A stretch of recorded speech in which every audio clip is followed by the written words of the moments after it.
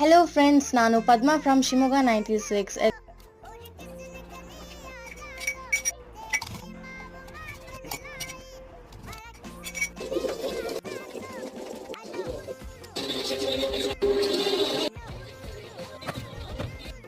ಈಗ ಎಣ್ಣೆ ಕಾದಿದೆ. ಸ್ವಲ್ಪ ಮೆಂತ್ಯಕಾಳು, ಸಾಸಿವೆ, ಕರಿಬೇವು, ಜಜ್ಜಿರೋ ಶುಂಠಿ, ಜಜ್ಜಿರೋ ಬೆಳ್ಳುಳ್ಳಿ, ಜಜ್ಜಿರೋ ಈರುಳ್ಳಿ, ಧನಿಯಾ ಪೌಡರ್ ಹಾಕ್ತಾ ಇದ್ದೀನಿ, ಖಾರದ ಪುಡಿ,